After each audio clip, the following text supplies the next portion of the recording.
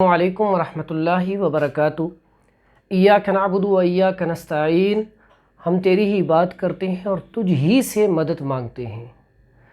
امید ہے جتنے بھی ہمارے ویورز، دیکھنے والے، سننے والے سب خیر و عافیت سے ہوں گے، اور یہ صحت اللہ تعالیٰ کی بہت بڑی نعمت ہے، اور جو لوگ صحت کی اور وقت کی قدر کرتے ہیں وہ دنیا میں کامیاب ترین لوگ کہلاتے ہیں۔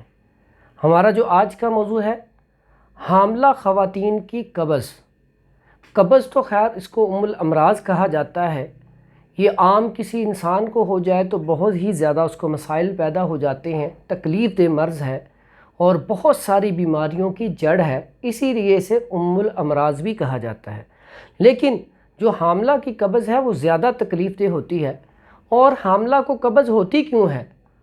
غذا کی کمی کی وجہ سے، خون کی کمی کی وجہ سے، اور سوزش امعاء، آنتوں کی سوزش کی وجہ سے، اور اس کی وجہ سے بعضوں کا دل خراب ہونا، متلی کی کیفیت رہنا، اور اسی کی وجہ سے وہ عورتیں جو حاملہ ہوتی ہیں وہ غذا کم کھانا شروع کر دیتی ہیں۔ جب وہ غذا کم کھاتی ہیں تو جو نظام انہضام ہے وہ کمزور ہو جاتا ہے۔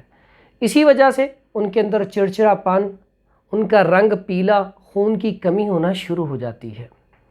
اور اس کا علاج بڑا آسان سا ہے۔ سب سے پہلے تو بات کو سمجھیں کہ جب عورت حاملہ ہو جائے تو اس کی خوراک عام انسان سے زیادہ ہونی چاہیے۔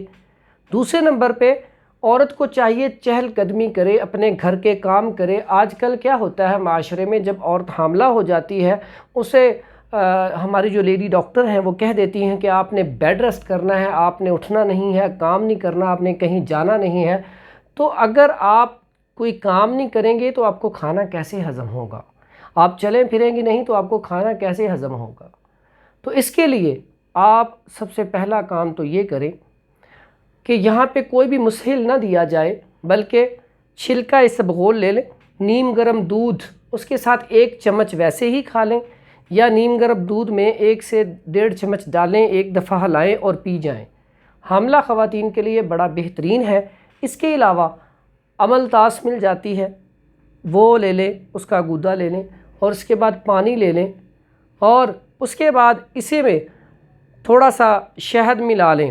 اگر آپ نے عرق سونف لیا ہے یہ لے لیں 60 گرام، اور اس میں 120 گرام آپ پانی ملا لیں، اور املتاس اکثر یہ پھلیاں مل جاتی ہیں، اس کے ٹکڑے کریں، وہ اس میں ڈال لیں، اس کو تھوڑا سا پکائیں، اس کے بعد اس کو ابال کے اس میں شہد ملا کے وہ پی لیا جائے تو وہ قبض کے لیے 1 سے 2 چمچ کافی ہیں۔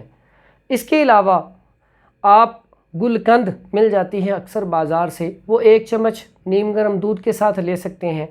لیکن ان سب سے زیادہ بہتر ہے کہ چھلکا اسبغول استعمال کروایا جائے، یا اگر موسم ہے انگور کا تو انگور کھلائے جائیں، یا خربوزہ کھلا دیا جائے، امرود پکے لے کے اس کے بیج نکال کے وہ کھلا دیے جائیں، یا کیلا موٹا موٹا کر کے وہ کھا لیا جائے۔ یہ ساری چیزیں جو ہیں قبض کے لیے بہترین ہے، اور حاملہ کو چاہیے وہ قبض جو ہے وہ نہ ہونے دے۔ اگر قبض ہوگی اسے تو نقصان ہوگا، لیکن جو اس کے اندر اس کا بچہ ہے وہ اس کے لیے بھی بڑا ہی نقصان دہ عمل ہے۔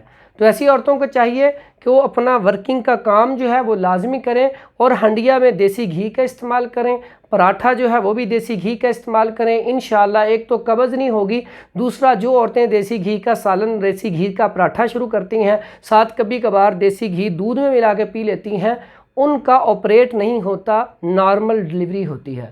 اللہ تعالی ہم سب کا حامی و ناصر ہو۔ دعاؤں میں یاد رکھیں۔ حکیم حافظ فرحان حنیف، مکی بیت الحکمت، لاہور۔ السلام علیکم ورحمۃ اللہ وبرکاتہ۔